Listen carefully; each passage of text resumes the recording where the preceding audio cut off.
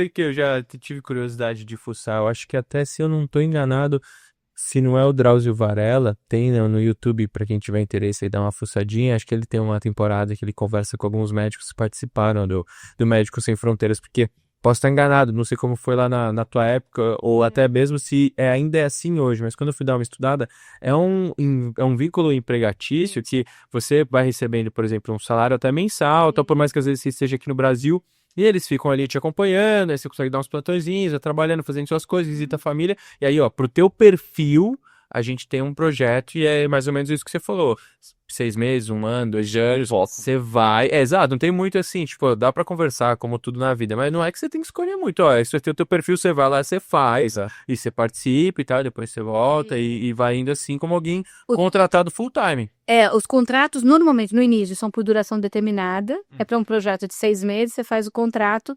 É um estatuto de voluntário. Voluntário, aqui no Brasil, normalmente você não ganha nada. Mas no Médico Sem Fronteira, não. Você tem o salário, você só não tem o vínculo, a questão trabalhista, né? Então, por isso que É a bolsa, é é uma bolsa. tipo como se fosse uma bolsa.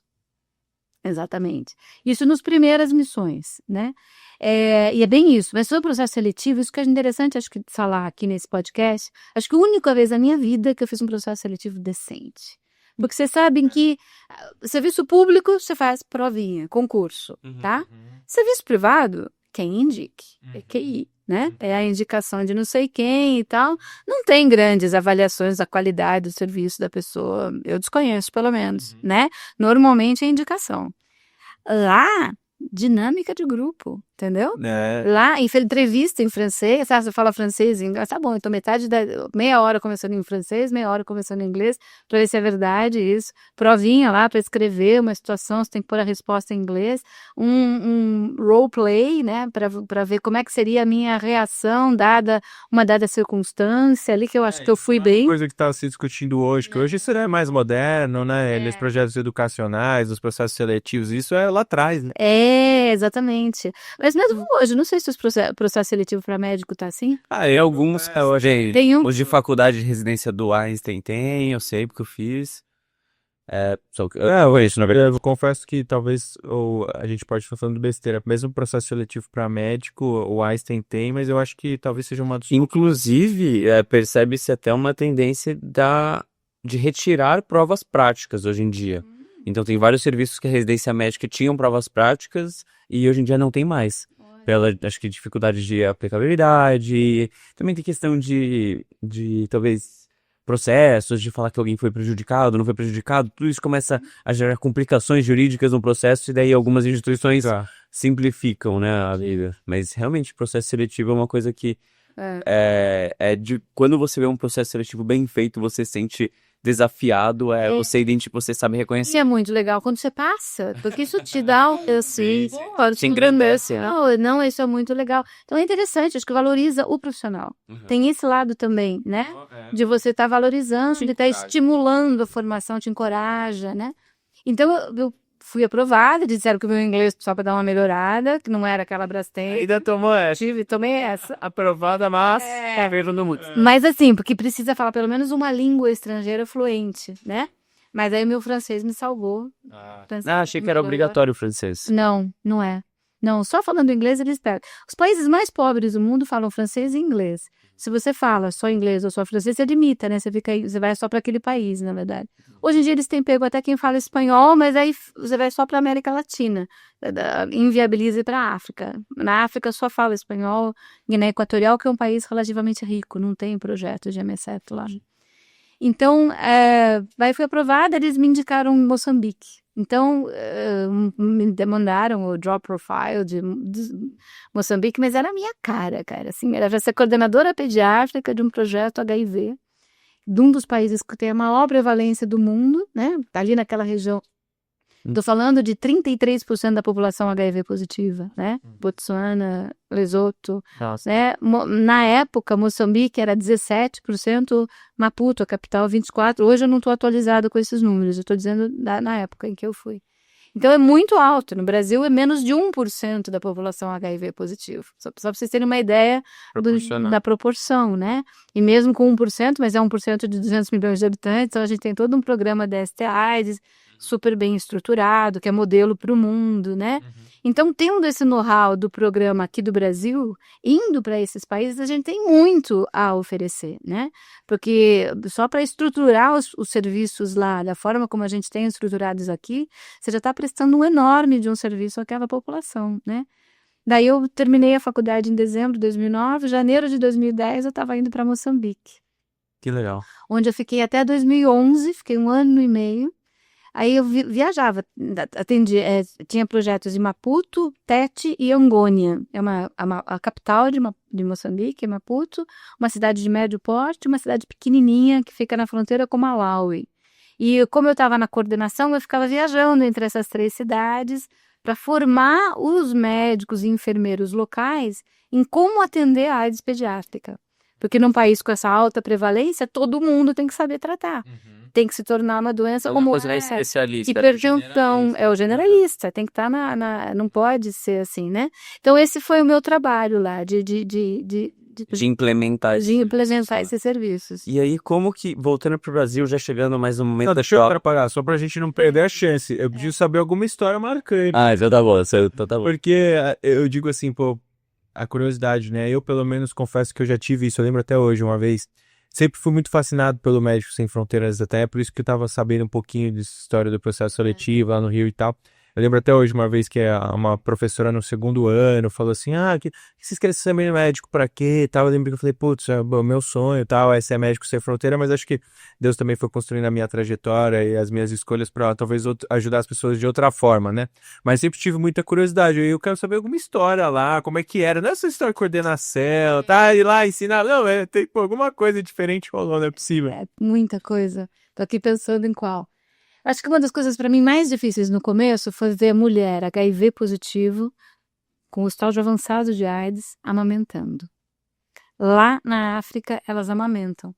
Por quê? Porque rapidamente se descobriu que tirar o leite materno era mais deletério, era mais problema para a criança, porque as condições de higiene e tal, a criança acabava morrendo de gastroenterite. Entre o difícil e muito difícil. Sem HIV, mas morre de infecção intestinal, que é melhor, entendeu? É preferível que ela corra o risco Isso é de ter o protocolado, HIV e né? viva até hoje. Você nunca aboliu o leite materno. Eles tentaram logo no primeiro momento, mas rapidamente perceberam que aumentou a mortalidade infantil em vez de diminuir. A falta do leite materno, mas assim, então ver uma mulher com HIV avançado, com AIDS avançado, amamentando, sabendo que ela pode estar passando vírus pro bebê ali. Cara, mas isso foi tão difícil pra mim. Nossa, imagina visualmente quando você olhou ali a primeira vez. Eu quase fiz minhas malas. Eu falei, não, eu vou embora. Não é possível que não tenha outra alternativa. Não é possível. Mas a gente ensina, ensina elas a ferverem a água. É, isso que eu pensei, não tem como. Ensina a esterilizar uma madeira. Ensina como. Elas fazem naquela taxa no chão com lenha, entendeu? Ela consegue esterilizar a água, esterilizar uma madeira 1 vez por dia. Antes de cada mamada, impossível, cara. Impossível. Mas olha, foi um processo. Eu demorei para compreender que de fato era impossível, sabe? Eu demorei, eu resisti. Alguém que esteja vendo esse podcast que me conheceu na época pode dizer, foi muito duro. Então foi muito duro aceitar isso e realmente ver. Daí o que a gente fazia? A gente dava o antirretroviral para essa mãe e dava para o bebê antirretroviral também, para tentar minimizar geral. Claro que a gente não consegue. Aqui no Brasil a gente consegue cair a transmissão vertical para quase zero. É virtualmente zero, né? Transmissão vertical é transmissão de mãe para o filho, né? Só para quem está assistindo saber. Aqui lá, 9%, 8%. Você conseguiu diminuir de 40 para 9. Mas para baixar disso, você precisa parar com o leite materno, você precisa fazer cesárea, você precisa fazer coisas que lá, naquela realidade, são impossíveis. Você não consegue fazer cesárea para toda mulher HIV. Entendeu? Não tem hospital para isso, você não tem como. Então tem várias coisinhas que naquela época era impossível dentro daquela realidade. Adaptar na realidade. Então você tem que adaptar. Essa Então, informação, só imagino. Eu falei que precisaria ver, senhora já me partiu o coração. Não tem alguma autoastral, não? Que essa é essa de ser. tem autoastral. Nossa, essa me doeu assim. De te dizer o legal de ser brasileiro, entendeu? Eu também acho que é importante dizer no podcast, entendeu? Porque a gente tem essa coisa de síndrome de vira-lata, de achar que a gente é qualquer Zé Mané, e não é, entendeu? E numa realidade como essa, Eu não sou melhor que ninguém, cara. Eu sou uma pediatra como outra qualquer. Mas o jeito brasileiro de ser fazia diferença. O calor humano. Assim, chegava aqueles caras assim, ITEC, ICAP, Columbia University, tem várias unidades, tem várias organizações humanitárias trabalhando naquela realidade. Super legais e tal. Só que elas chegam com aquele jeito europeu, americano, de ser, vem aqui ajudar você, com uma apostila desse tamanho. Entendeu? Eu perguntava pro cara, você leu isso? Porque, cara, você vai querer fazer com que o pessoal lê primeiro, antes de mais nada, você precisa ter lido, né? Oh, não. Veja bem. Nem eles tinham lido o negócio, entendeu? E fazer aquelas coisas imersivas como a gente está acostumado a fazer no nosso país, mas a gente também vai lá para aqueles hotéis 5 estrelas, que em Maputo também tem os hotéis maravilhosos, colocava todos os médicos, enfermeiros lá, claro que eles adoravam ficar comendo, aqueles hotéis super cheios, tal, coffee break, não sei o quê, dava aqueles cursos que vai falar do receptor, de não sei das quantas, que da mitocôndria, que isso, que dos grupos de antirretrovirais, sabe? Eles saíam dali tendo achado aquela semana maravilhosa, avaliação perfeita. Volta a trabalhar, cada um na sua unidade básica de saúde na segunda-feira seguinte, exatamente igual que eles faziam antes, entendeu? Dava a sensação de que entrou por aqui e saiu por ali. Foi o que aconteceu, né? O que esse cara europeu, americano, pensa? Africano é burro. Eu falo, o cara não entende, não muda a realidade, não começa a colocar em prática aquilo que a gente falou. Não quer, né? Ele não quer. O que o olho brasileiro enxerga? De quem tá pediatra, que já trabalha 15 anos. Cara, É vulnerabilidade. o jeito que ele tá falando. É o jeito que ensinou, né? Não tá chegando, entendeu? Esse cara aqui é muito prático, muito concreto. Você vê lá com uma teoria do xiririca, da parafuseta, que não interessa pra ninguém, entendeu? Ele precisa saber no concretão da vida. Aí, o que a gente começou a fazer? Eu não tenho grana para levar o pessoal pro hotel, não sei o quê. Não tinha nada. Eu tinha o carro de Médicos Sem Fronteiras. Eu tava com o MSF ali. Daí, então, vamos pegando os profissionais, eles trabalham a manhã inteira, na hora do almoço, passa pegando médicos de tudo que é UBS, traz para o nosso salão que a gente tinha lá para fazer um curso, a gente dava uma Amitex para cada um, que a gente comia também, todo mundo almoçava ali junto, que é o que a gente tinha, e daí passávamos a tarde junto num processo formativo, né? Dava aula, sei lá, de pneumonia, como é que é a pneumonia da criança, HIV, como é que se trata, como é que não trata. E você, doutor, como é que você costuma tratar? Quais são os antibióticos que você costuma usar? Olha, esse aqui funciona melhor para esse tipo de doença, assim, assado. É verdade o que você está dizendo, a gente usou muito durante muito tempo. Hoje em dia a gente percebe que, assim, valorizando os caras, entendeu?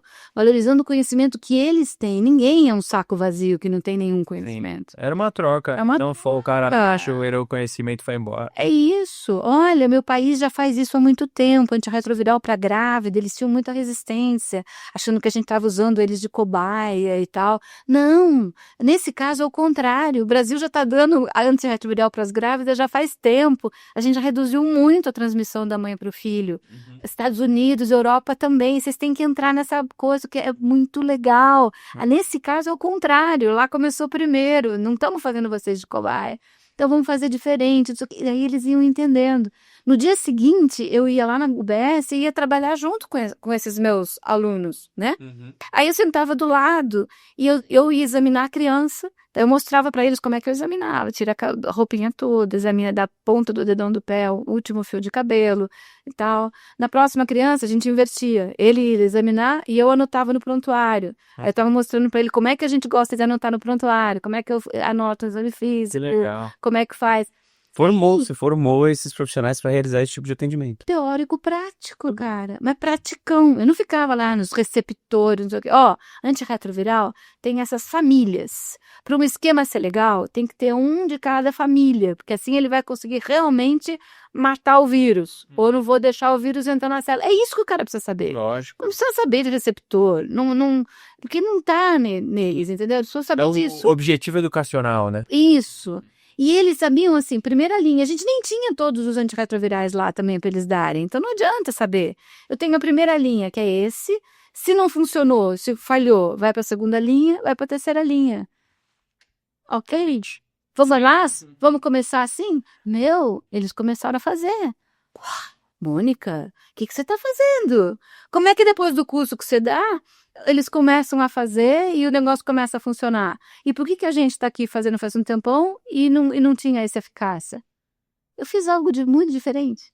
Não. Nada, cara, entendeu? Aham. Eu falei, é muito simples, eu fiz um negócio prático de acordo com o que, a lá Paulo Freire, a realidade de vida deles, que é o que eles precisam saber. Eles funcionam com organograma, entendeu? Tem diarreia, tem sangue, dá Bactrim. Não tem sangue, dou soro de reidratação oral. Ponto. É assim que eles funcionam, raciocínio africano. Sou eu que tenho conhecimento, que tenho que entrar no jeito de pensar do meu aluno para fazer com que ele aprenda e passe a ter mais conhecimento. Se o aluno não está entendendo, a culpa é de quem? Do professor que não ensinou direito, que não soube trazer o seu conhecimento numa simplicidade tal que o aluno fosse capaz de compreender. Criticar o aluno, para mim, tá criticando ele mesmo, cara. O burro é ele que não tá querendo falar, que no burro não fica com uma raiva de chamar, entendeu? Médico adora. Ah, mas o paciente não faz o que eu mandei. É. Ah, que mané mandou, cara? Quem que faz o que alguém mandou? Eu quero ser convencida. Me dê argumento suficiente para que eu enfie esse comprimido na minha boca toda noite antes de dormir e tome um copo d'água. Não é não? Agora, não é só você escrever no receituário que você vai convencer o indivíduo na sua frente a tomar aquele remédio. E se ele não tomar, não vai ter efeito nenhum. Então, a gente precisa crescer nessa capacidade argumentativa.